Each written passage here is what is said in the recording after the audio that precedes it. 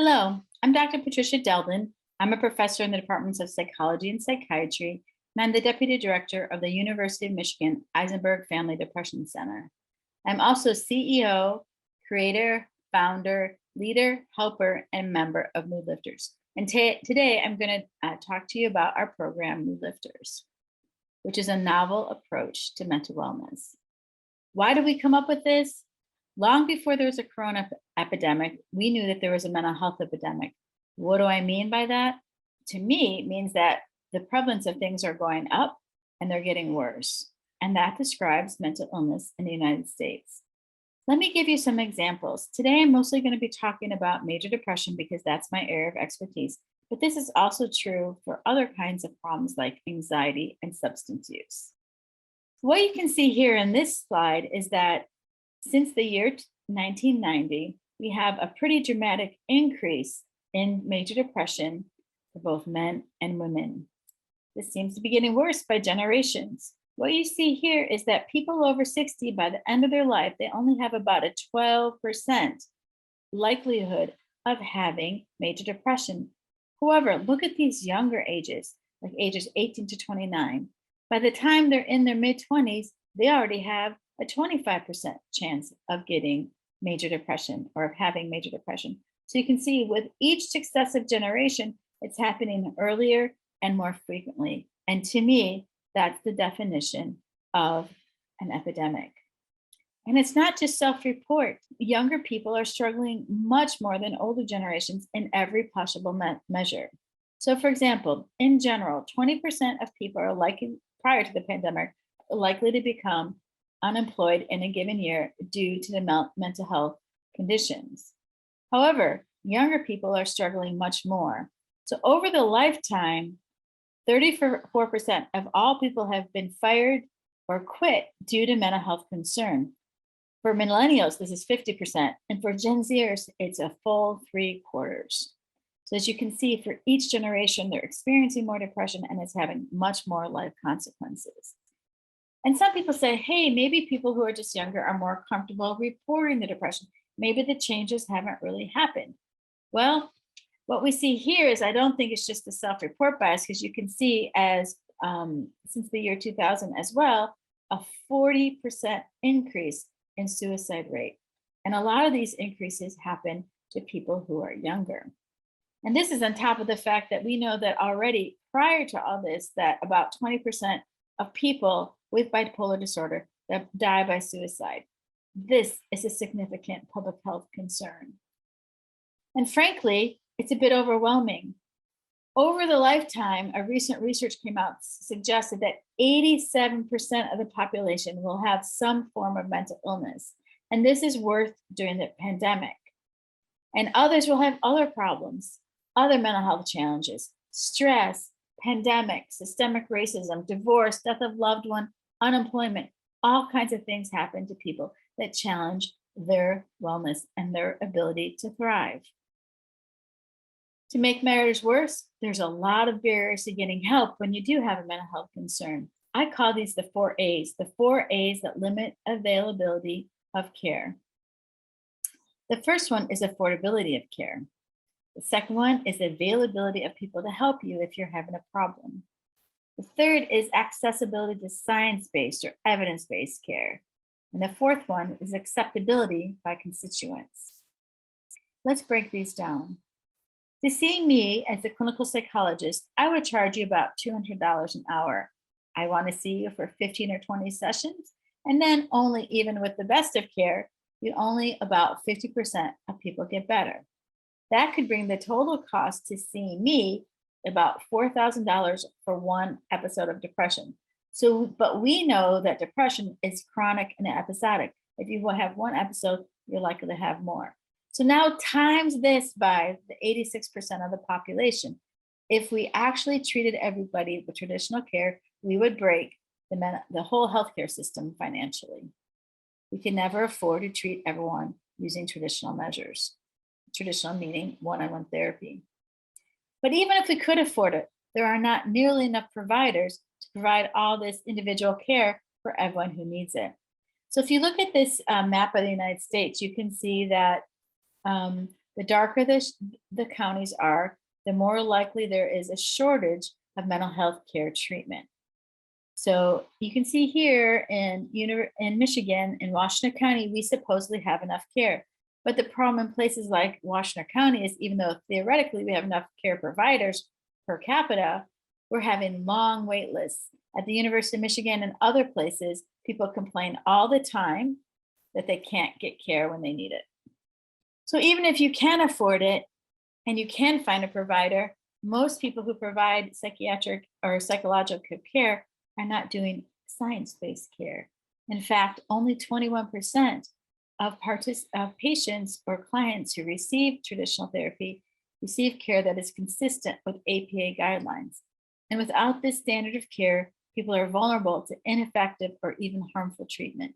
And some people now are turning to apps, but the problem is mental wellness apps are, quote unquote, basically the Wild West of therapy. They're booming, but mental health experts have vetted very few of them. And some of the advice offered in some of these apps can be downright harmful.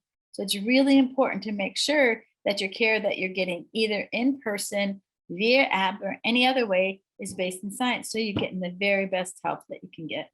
So when I started, I thought those three reasons were the biggest reasons why people didn't get care.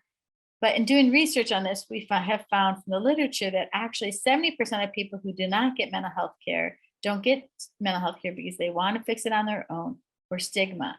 Stigma and wanting to fix it on your own combined are the top barrier to seeking care. All these reasons are why we knew that we had to come up with something different, something totally different than traditional care to meet all four of these barriers. And what we created was something called Mood Lifters. Mood Lifters is an innovative, paradigm-shifting, science-based mental wellness program that improves mental wellness and decreases anxiety and depression. So what is it? It is, some people have called it the quote unquote Weight Watchers for mental health. By that, they mean it's available, accessible, acceptable, and affordable form of treatment. How is it different and unique? Well, the first thing is that it takes a comprehensive biopsychosocial approach. What do I mean by that? I know, and the field knows, that these illnesses or these problems are complex. They have biological, psychological, behavioral, and social causes and consequences, but most forms of therapy only address a single dimension. Another problem is a lot of the treatments that we have were tested in very ill people with a very narrow range of symptoms. Most people don't fit that criteria. So we wanted a program that worked, at least potentially could work, for everyone. The exception to this, unfortunately, right now is people who are currently psychotic or manic or have severe personality disorders. We're hoping to be able to build programs for them soon because they need the care too. Now we have our program run by peers, which helps to decrease the stigma, but also helps improve those numbers. It helps us get more people out there who are trained in order to provide high quality care. So what does it look like when you become a member of Mood Lifters? How does this actually work? Well, the first thing is you have to decide that you want to join Mood Lifters. Then you go to our website and you select a group that fits your schedule. No wait list here. Then you receive a manual either online or in person when you get to your meeting. When you get to your meeting, you check in. First, you do that online. You let us know how you doing, how's your mood, how's your relationships, how's your sleep, how are things going. Then you check in one-on-one with either a leader or a helper of the meeting, and you let them know, how was your week? Did you meet your goals? Did you get your points? How are things going? Then, after that very brief check-in, you go to a 1 hour long meeting where we cover evidence-based strategies. And each week it's different. And I'll go into the meetings in a second. The key here is that we've heard, or that our members have told us, is being in a room with other people at first is really scary. But by the end, they realize the power of hearing that you're not alone, that other people have these struggles. So they really often comment at the end of Mood Lifters how important both their peer leaders were to them, as well as the other group members, in helping them have hope and confidence that they can make it on their own through their own mental wellness journey. So in each meeting, people learn evidence-based strategies, which I'll go into in a minute. But what another very important ingredient of mood lifters is the practice. We know that developing a life worth living and a life where you actually thrive takes time and practice. You wouldn't expect to be able to run a marathon if you decide today to be able to run a marathon next week. You know that it takes time to build those skills, healthy habits in order to slowly work your way into being able to run a marathon. The same is true with mental wellness. People who are consistently mentally well do activities, they take care of their mental health, and they practice these really healthy skills. And that's what we encourage you to do, to encourage you to earn points by practicing skills to reach your personalized goals. You keep track of these practice and these goals on an online app.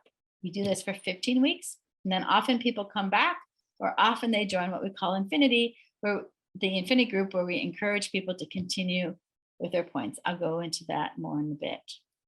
So what are the meetings like? First, as I mentioned before, people check in. It's done before each meeting, where you do an online screening to let us know how you're doing, how are your relationships, how you're feeling, how's your moods and behaviors. Then you join a meeting, which is 1 hour a week for 15 weeks. And these groups are run by a peer leader and helper. And each week we cover a new evidence-based strategy to help people live the life that they want. Then we encourage you to actually do practice. We help you to set weekly goals based on the weekly topic. We start where you're at, and then you gain points for meeting your goals each week. So what do we talk about the meeting? In each meeting, we talk about one of 5 different content areas: biological, cognitive, or thoughts, emotions or moods, behaviors, and social relationships. For example, we cover sleep for the bio, we cover thought challenges or changes for the cognition, we cover emotional regulation strategies for the emotion, we cover what's called behavior activation, which I'll go into more in a minute, and we cover behavior. We teach people how to make new friends or improve old relationships. We end each meeting with a goal for the week based on what was learned for that day. But the important point here is each member gets to decide their own goals, what's really meaningful to them. Let me give you an example of what might happen in a Mood Lifters meeting. So in one of the thought meetings, we'll first teach members about something called cognitive behavioral therapy. Basically, the idea is this. I want you to do a thought experiment with me, if you don't mind. I want you to, if you feel comfortable, close your eyes, and I'll show you what we might do in a meeting. So close your eyes, okay? So imagine you're sitting at home, you're in bed, the lightning is striking outside, boom, boom, thunder, lightning, the wind is roaring, and all of a sudden you hear the doorknob shake. How do you feel? Many people will answer they feel afraid. They especially will feel afraid if they've heard that there's been break-ins or robberies in their neighborhood. But what happens if you're a parent and you have a college student who's returning home from the semester? How would you feel then? You'd feel happy or relieved that they made it home safely. The storm and the doorknob did not change, but how you thought about that event depended on your thoughts. How you felt about that event depends on your thoughts of what that shaking of the doorknob means. That's cognitive behavioral therapy. Things happen, and we know that people with depression, for example, tend to have memory bias or attentional biases and think about those things in a negative light. So we teach people how to think about those in more helpful ways. Another example is called behavioral activation. In fact, we teach this the very first day. Why? Because that same theory, that cognitive behavioral theory, talks about how it's very important when people are depressed to get them to do what we call behavioral activation, which the fancy name for increasing pleasurable and meaningful activities. Why is this important? We know that people who are struggling, either depressed and sometimes anxious, as they get more anxious, they're less likely to do these meaningful things. So let me give an example. I'm not feeling too well tonight. I don't think I'm gonna go to that birthday party for my friend. So then everyone else is the birthday party. I'm feeling kind of bad. Like, why didn't I go? Oh my gosh, I'm depressed. I wish I weren't so depressed and I could have went and been with my friends, but you know what? It wouldn't have been worth it anyway. And so then by tomorrow, I'm thinking I'm feeling even worse because I didn't go to the party and I'd already been feeling bad. So now I'm feeling worse. And so I spiral down, down, down. Now, behavioral activation is the best antidote we have. What we do is we encourage people to do pleasurable or meaningful activities in order to undo or to uncycle that negative or upcycle that negative spiral. So we know that the more we can encourage people, despite how they feel, despite how they predict it's going to work, to increase their pleasurable and meaningful activities, the more impact it has on the depression. So I challenge you to try to do one meaningful or purely pleasurable activity every day this week, and try to do it at least for 15 minutes. How do you do this? Make a list of things that are meaningful to you. For example, maybe it's going to church or volunteering or creating a wildlife sanctuary in your yard. And make a list of things that you actually enjoy. Like for me, it's glass blowing, photography, baking, or reading. And then challenge yourself to do one of these activities every day for at least 15 minutes. Research shows that this is highly effective in helping people to feel better. So how do we know Mood Lifters works? Well, two ways. We do what we call pre and post measures. That is, we want to see if someone who's depressed becomes less depressed after they participate in Mood Lifters. That's pre-measure and post-measure. We do that at what we call baseline and between meeting 14 and 15. Why? Because we want to give people feedback on how they did in our program. So what do we measure in those questionnaires and those pre and post measures? We measure the 6 areas that we care about, the 6 areas that we're trying to change. We measure their sleep, their self-report sleep, how they're doing physically, how their relationships are, how their mood is, what are they doing, and how are they thinking about things. And again, we measure that before and after and want to see improvements after treatment. Does it work? The short answer is yes. So how do we know? We've done a lot of research around trying to make sure that this program actually works. We started out by first looking at pre-pilot data where we ran ourselves through the program, making changes as we go, because everyone who actually eventually runs the program as leader or helper has to be through the program. And we wanted to know if it worked for ourselves first. Then we did a pilot study in which we the very first time, administered Mood Lifters, and that was around 2016. After we got feedback, after we ran that, we got feedback and we ran a bunch of successive meetings and listened to what people said about what they liked, what they didn't like, what worked or didn't work. One important thing we did during that pilot phase is we invited 2 peers, an engineer and a stay-at-home mom, to actually run that program to see if they could run the program as well as professionals. And the answer was they did a great job. So we were so confident in their ability to run the study, run the program. We did what's called a randomized control trial. So a randomized control trial is the gold standard in our field in which we can determine whether or not our program works.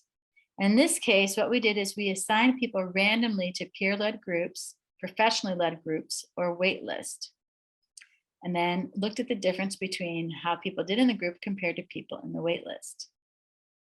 And then, since then, we launched our company in 2019, and we've now run over 1,000 people in all. And what happened? Well, the first thing is we had to know whether or not people liked it. So this is what a user says. We have thousands of examples. This is my favorite. This program has changed my life. When I started, I was clinically depressed, medicated, barely functioning in therapy. Today, I feel as though I finally have myself back. I'm no longer medicated. I've lost nearly 20 pounds. I'm dating again. I have new friends. I'm attending new groups. I'm excelling at work. This program has helped me more than any medication, therapy, or therapist, or other method I've tried, and I've tried a lot. I will forever be grateful for Mood Lifters, Annie. Now, that's great to hear what people say, but we also want to know what happens across populations. How do people do overall? Well, the first thing we look for, are there statistically significant improvements? And by that is the smaller this p-value is, in this case, it's less than 0.001, the more likely it is to be true. Now, the truth be told, when you have 1,000 people, you can have very tiny little effects that will show statistical differences. However, I wasn't interested in finding little effects. I wanted to create something that really helped people. So although it's true that we found statistically reliable differences across all the measures that we were looking at, I wanted to know is how big were the changes? Did this really help people to get better? I honestly was hoping for about 25% improvements. And that's what we found in mild to moderate people, but in people who are more moderate to severe, we found even greater effects. So what you see here in this slide is anxiety on the left, in the left 2 bar graphs, and depression in the right 2 bar graphs. The blue lines are the pre-test, the purple lines are the post-test. So this is before, the blue is before they start mood lifters, and the purple is after they end mood lifters. Now, COVID doesn't mean anxiety around COVID. It means anxiety during the COVID pandemic. And the other one is pre-COVID, means this was before the pandemic hit. Why are they separated? Because pre-COVID, we used to do our groups exclusively in person. Post-COVID, we did them online with Zoom. And we wanted to make sure that both online and in person, they work. And what do you see here? That in both cases, you see from before they start mood lifters to after they end, they have a significant reduction. Not sure if you can see those little numbers there, but if they were only to have a 25% reduction, it'd be about here. It'd end up about here. This purple line would be here. But what you see is a nearly 50% reduction in anxiety and a greater than 50% reduction in depression for people with moderate to severe illness using the PHQ-9, which is a measure of depression, and the GAD-7, which is a measure of anxiety. So this was really strong evidence that mood lifters help people to feel less anxiety and less depression. We also found that during COVID, that people improved their flourishing. Flourishing is a concept in which people are thriving, living the life the way they want. And that's true both during COVID and pre-COVID. Finally, we're just going to talk about during COVID. The true is also true for pre-COVID. We found significant reductions in social functioning problems, increased positive moods like joy and happiness, and decreased other kinds of moods like fear and anxiety and depression and anger. Let me show you the data in another way. It's a little bit more complicated, but let me walk you through it slowly. If you look along here, this is how depressed people are when they start. 0 to 5 is no clinically significant depression at all. 5 to 10 is mild, 10 and above is moderate to severe. So people out here are doing much worse before they start. This line here is how much they reduce or change in their depression score, that PHQ-9 score. If they were to reduce 25%, they would end up on this orange line on average. If they were to reduce 50%, they would end up on this silver line on average. And what you see is up to the mild to moderate, on average, people are reducing the depression symptoms by 25%. If you remember, this is what I was hoping for. This would be what we call a clinically significant change. But what do we see out here?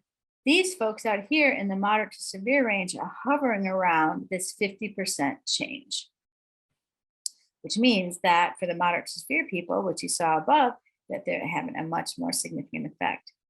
This is yet another viewpoint. Now we took people and looked at them by different kinds of categories because we wanted to be sure that mood lifters worked for everyone, not just people who traditional therapy has been tested in. And most therapies work in people who are what we call YAVIS, young, attractive, verbal, intelligent, high SES people. We wanted to make sure that mood lifters work for all kinds of people. What did we find? So if you look at this graph, the blue and the orange line are those people that were in that mild category. The gray and the yellow are the people who are in the moderate to significant categories, and that's what I want you to focus on. So what you see here is that the pre-test is in gray, the post-test is in yellow. So you see that men improve from pre to post, women improve from pre to post, young adults, middle-aged adults, older adults, high school graduate, college graduates, bachelor's degree or some college, and then bachelor's degree, graduate degree, people who are Black or people who are white, people who are Native American, Asian American. We don't have enough people in the moderate to severe range for the Hispanic range, Hispanic people. And I do want you to take with a grain of salt anyone who's not in the white category, any groups who are not in the right category, because unfortunately we don't have enough people for me to be sure that those results will hold up statistically. However, it is really good to see that those trends are in the right way. In fact, our largest effects are in people who are Black or African American. Okay, so all the outcomes I've talked about so far is for people who are adults. We also are building programs for other special populations. One special population we're looking at in particular is that younger population, because as you saw before, we're quite concerned because they're the ones who seem to be most impacted by this latest epidemic. What have we found? So we took those people and magnified those people who've been through mood lifters who are 18 to 22-year-olds. And now this is everybody. It's not just those moderate to severe people. And what we find is that more than a 50% reduction in depression and anxiety using the PHQ-9. And again, we found significant improvements across the board. We found improvements in depression, anxiety, perceived stress, social functioning, self-esteem, positive and negative affect in this age group. And for those of you who are interested in the statistics, we find that these are to be true statistically, except for flourishing. Now, this is people ages 22 to 32. And again, although the significant results aren't quite as robust, they're only 50 as opposed to 65 or 70% improvement. We see again a large significant improvement on mental health in these people aged 22 to 32. See again a reduction from pre to post in depression as well as anxiety, but we also see significant improvements across almost every measure we've taken. Now this, before that, last slide was for everyone, but here with the moderate to severe, we get again close to our 50% reductions in both depression and anxiety for ages 22 to 32. Now it's interesting, one of my meetings when we were checking someone out, I found that a woman walked up to me and I was very surprised when she said, I have to tell you, Dr. Belden, I have bipolar disorder. And in this program, I have been more stable since my diagnosis was first made 20 some years ago. So I was curious about this because when I first created Mood Lifters, I thought it'd be mainly for people who were mild to moderately ill. But as you can see from the previous results, our results work best for moderate to severe folks. So I decided, since we took all comers, but we also asked people what diagnosis that they had been given in the past. And we looked at those people who had been given a diagnosis of bipolar disorder. And like the participant who came up to me and talked to me about her personal experience, we looked at the data. Is this the case that people with bipolar disorder also improve from Mood Lifters? And these are the measures in which they seem to really make a big difference. So in the moderate to severe groups, you see that flourishing goes up in people with bipolar disorder and also positive emotions. We also see depression goes down, anxiety goes down, stress goes down, negative emotion goes down, and so does social functioning problems. And again, there's not enough people to really know for sure whether this works. So in a way that is robust or reliable. So right now we're running a trial on Mood Lifters in people with bipolar disorder. So we're in the middle of a randomized control trial. So I'll let you know in a couple of years how that trial went. I'm really excited about it because there's not a lot of treatments out there outside of medications that are really offered to a lot of people in order to help with their bipolar disorder. So we're pretty excited. We think that we've created a program that has some solutions for the 4 A's, which is affordability, availability, accessibility, and acceptability. So we're affordable because we charge $250 for a full 15-week course, as opposed to $250 an hour. We've increased the number of clinicians because ours are peer-led groups with 15 members each, and they're run either virtually or in person, and thereby eliminate wait lists and availability issues. We provide instant accessibility to evidence-based care. We only do evidence-based strategies, and we've looked and measured and made sure through studies that this actually helps people on average. We can't promise that it helps everybody, but we know that helps people on average. And then acceptability. We help people help themselves. Our logo is our strategy, but your strengths. So people, really the ownership and the empowerment comes from within. We know that changes in the long term aren't going to be the result of me as a therapist. It's going to be of the individual doing the hard work, slugging it out, working hard to make their life the very best that they can. And the groups meet in neutral territory. We meet in university buildings, YMCA's, schools, offices, led by peers who've been there. They're diverse, culturally sensitive, and empathetic because they've been there. They've been through the program. They know the struggles. They know how hard it is to change, but yet they did it. They were able to succeed and thrive in Mood Lifters. Our approach is unique because it addresses all these barriers with one solution. All other solutions that we have seen solve only 1 or 2 barriers at a time. For one, we're low cost. We're both built on science and testing our product to make sure, or program to make sure that we know it works. It's peer support and peer-led. People talk about the importance of our leaders and other group members, helping them and supporting them to reaching their goals. It's biopsychosocial in nature, which again, most treatments are not. Most treatments Choose one, either bio or cycle or social, but not all three combined. We have no wait lists and we're infinitely scalable. We're able to treat thousands or hundreds and thousands and hopefully millions of people over time. We're destigmatized. We don't meet in those traditionally stigmatized places like psychiatrists or psychology offices in your own home. We have peer leaders who've been there and other members who are also working and taking control and ownership over their own life. There's accountability with our points program and our check-in program. We do weekly monitoring instead of only pre and post, and we can continuously improve. So we're watching this data constantly, I always say, and we listen to our members and we get feedback about what they like or don't like or what's working and not working. We ask every single member who goes to the program, how can we make this better? And we listen to them. So the Mood Lifters of today is great, but next year is going to be even better with people giving us feedback and us watching the data. And people often ask, what about for teens? This is great. What about for kids, seniors, and so on? So what we're doing is we're now developing with colleagues. Dr. Nestor Lopez Duran is developing a teen program for us. Dr. Sandy Graham Berman has already developed a kid program for us. Scott Roberts and his team over in School of Public Health is developing a senior citizen program. With Abigail Eiler in the athletic department, we're developing a program specific for athletes. And again, with Dr. Melvin McGinnis and Dr. Lisa O'Donnell, we're developing a bipolar disorder program. And again, we are currently in a trial, we're currently in the middle of a trial for specifically for undergrad and graduate students. So if you're interested, you can join a meeting. You can go to moodlifters.com and /calendar of meetings and go ahead and join. You could buy one for a loved one at info@moodlifters.com. We have gift certificates. You can donate. We have actually therapists in town like Dr. Cheryl Bargett, who has supported us in offering free mood lifters to people who can't afford it. So we do have scholarships available for those who are not able to afford the $249 for the 15 weeks. Or we bring them to organizations. For example, we've worked with YMCA's, Beaumont Hospital, U of M Hospital, and so forth in bringing mood lifters to their organization. All right, with that, I want to thank you for your attention, and I hope that you enjoyed this talk. Good night.